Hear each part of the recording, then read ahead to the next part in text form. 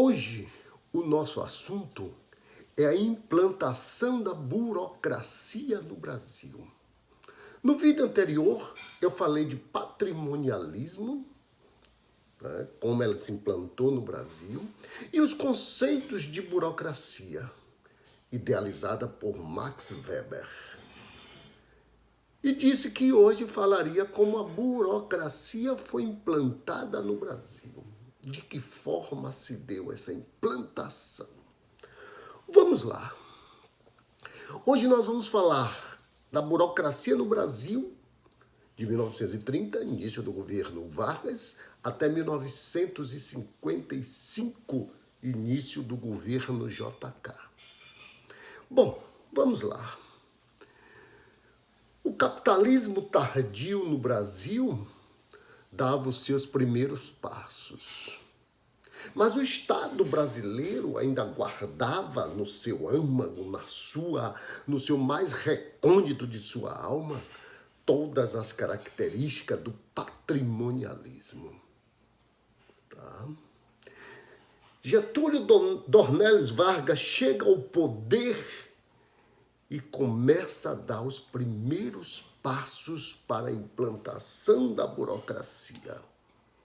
Ora, tudo isto é feito para atender às novas regras do capitalismo e o estado do bem-estar que estava sendo implantado em toda a Europa e iria chegar ao Brasil da forma brasileira de ser. O estado do bem-estar social, idealizado por John Maynard Keynes, dá os seus primeiros ares da desgraça no governo de Getúlio Vargas. Ora, muda-se todas as formas de pensar, o patrimonialismo ainda resiste, as elites conservadoras nos mais diversos estados resistiam à perda de poder que a burocracia trazia para essas elites. Resistiram quanto puderam. Quando Getúlio Vargas implanta o Estado Novo, de 1937 a 1945, Getúlio Vargas implanta a burocracia. De que forma? Ele cria o DASP, que é o Departamento de Administração e Serviços Públicos. O DASP era o responsável por toda a organização do Estado brasileiro. Aquelas decisões que eram tomadas na casa do governante, no palácio, junto com familiares, eu retiro tudo isso e levo para o aparato administrativo, porque burocracia, eu já disse a vocês no vídeo anterior, quer dizer biro, quer dizer escritório, quer dizer local de trabalho. Eu saio de dentro de casa e levo para o birô. A indústria sai do fundo de casa e vai para o birô, para a burocracia. Eu não tinha mais produtor individual. A produção era industrial e eu precisava de uma burocracia lá instalada. Ora, a burocracia, ele começa, Vargas, desmontando alguns estados no Brasil, o que causou muita resistência às mudanças.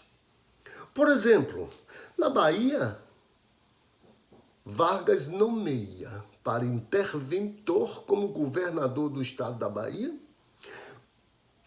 um estado conservador como era a Bahia, e é a Bahia. Ele nomeia um tenente cearense para governar o estado da Bahia. Sabe que cidadão era este? Juraci Magalhães. As elites conservadoras da Bahia ficaram polvorosas. Não aceitavam. Getúlio Vargas criou no Brasil o que na administração pública nós chamamos de insulamento burocrático. O que é o insulamento burocrático? As melhores cabeças pensantes do país vai pensar políticas públicas para esse país. Olha só, no governo Vargas, no Ministério da Educação, você tinha como ministro Gustavo Capanema, você tinha como chefe de gabinete Carlos Drummond de Andrade e o secretário de Cultura, Heitor Villa-Lobos. Olhe quantas cabeças pensantes. Esse Estado tradicional, ele vai perdendo força. O Estado do bem-estar social chega com toda a força no mundo. O Estado do bem-estar social idealizado, como eu já falei, por John Maynard Keynes, é para contrapor o socialismo ao comunismo soviético. O comunismo soviético começa a tentar espalhar os seus tentáculos para o mundo, exportando revoluções na África, nas Américas. E o capitalismo tinha que dar uma resposta. E qual foi a resposta do capitalismo? A resposta do capitalismo foi levar bem-estar para a sociedade. Levar aquilo que as revoluções comunistas prometiam. Ora, então o Estado aumenta de tamanho. Eu disse a vocês que no patrimonialismo o Brasil tinha 7 ministérios, veja o vídeo anterior, 7 ministérios. A burocracia aumenta o tamanho do Estado, porque o Estado ele deixa de ser apenas um regulador de mercado, como prega o liberalismo, para ele ser um produtor. No governo Vargas eu crio uma siderúrgica para cada estado. Olha só. E aqui na Bahia nós tivemos uma siderúrgica, a Uziba, que até hoje está ali na BR-324, que era do grupo Gerdau hoje. Era a usina siderúrgica da Bahia. A Usiminas em Minas Gerais. Né? Cada estado tinha. Eu comecei a criar bancos estatais. Todo estado tinha um banco estatal. Baneb, Banespa, Banestado. Cada estado tinha seu banco estatal. Até hotéis eu tinha estatal. O primeiro hotel da Bahia é um hotel estatal, que é o Hotel da Bahia, ali no Campo Grande, que hoje é o Hotel Wish. Tá vendo? Eu comecei a proliferar grandes estatais pelo mundo. O Conselho Nacional de Petróleo, que deu origem depois à Petrobras, que eu vou falar em outro momento, que é 1946, a criação do Conselho Nacional de Petróleo. E a Petrobras só é criada em 1953, no governo Vargas também. Bom, vamos lá. Esse estado do bem-estar social aumentou as despesas públicas, porque aumentou também o tamanho do Estado. E esse Estado, ele começa a espalhar seus tentáculos no Brasil inteiro. Os governos do Estado também tinham suas empresas estatais de distribuição de energia, a Coelba na Bahia, de água, a Embasa, né? E tantas outras empresas estatais da Bahia e de Goiás, do Espírito Santo, do Rio de Janeiro, de São Paulo. Era um leque de empresas estatais, porque o Estado era produtor. O Estado não era mais regulador. A produção de energia no Brasil inteiro, Eletrobras, telecomunicações, Telebrás. Olha quanta coisa. Mineração, a Companhia Vale do Rio Doce. Era o Estado produzindo para a economia, que a gente chama de Estado produtor. Bom, a burocracia se amplia cada vez mais. Cria-se a administração direta. O que é administração direta? São os ministérios. A presidência da República são os ministérios, a administração direta. Eu crio a administração indireta. O que são as administração indireta? As autarquias, as fundações. Isso que são autarquias, isso que são administração indireta. e vários outros órgãos, tá? Esse Estado vai aumentando cada vez mais de tamanho. As relações trabalhistas, porque eu passo agora a ter uma indústria, eu passo agora a ter um birô, eu passo agora a ter um trabalho de carteira assinada, remunerado. As relações trabalhistas no Brasil eram tão atrasadas que não tinha o marco regulatório das relações trabalhistas. Isso só vai acontecer no dia 1º de maio de 1943, quando Getúlio Vargas cria a CLT, a Consolidação das Leis Trabalhistas, que regem a relação entre o capital e o trabalho, que adota férias, 13º, tá vendo? Férias, 13º, finais de semana remunerado. Não tinha nada disso estabelecido. Você viu que a burocracia, um dos princípios da burocracia é a legalidade, é a formalidade. Então tem que ser tudo por escrito, tudo formal. Bom, Vargas dá um novo passo para melhorar as relações trabalhistas e eliminando os resquícios do patrimonialismo. A Guerra Fria aumentou ainda a participação do Estado na economia. A Guerra Fria aumentou ainda mais a participação do Estado na economia. O Estado ficava cada vez mais gigante. Espalhei os tentáculos do Estado. Tinha municípios como o de São Paulo que tinham estatais, municípios como o Rio de Janeiro que tinham estatais. Municípios como a Bahia que tinha estatais, ou como Salvador, desculpem, como Salvador que tinha estatais, empresas de ônibus.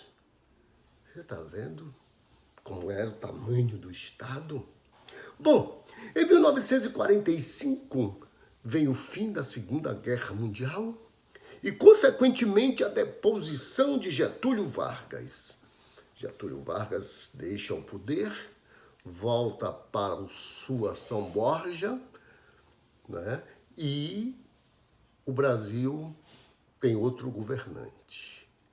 E este governante, né, ele amplia ainda mais o tamanho do Estado. Em 1946, o Brasil faz eleições diretas e é eleito como presidente da República Eurico Gaspar Dutra. Ok. E é Dutra que cria o Conselho Nacional de Petróleo. A luta pelo petróleo é nosso, incorporada por toda a sociedade brasileira, por os grandes sindicatos que estavam emergindo para fiscalizar a relação entre o capital e o trabalho. Na administração pública, tudo ampliava. Eu começo a ter cada vez mais gastos públicos. O governo de Dutra foi um governo insosso, né? Conselho Nacional de Petróleo e a Grande Constituinte de 1946. A Constituição, porque o Estado brasileiro tinha sido esfacelado pela ditadura de Vargas. E eu faço uma nova Constituição. É nessa Constituição de 46 que eu trago os partidos políticos para a legalidade, porque estavam todos na ilegalidade. Os partidos políticos voltam a ser legal. Eu dou condições de voto à volta de exilados, que Getúlio exilou muita gente, inclusive baianos, né, como Otávio Mangabeira, foram exilados pela ditadura Vargas. Ok. Vargas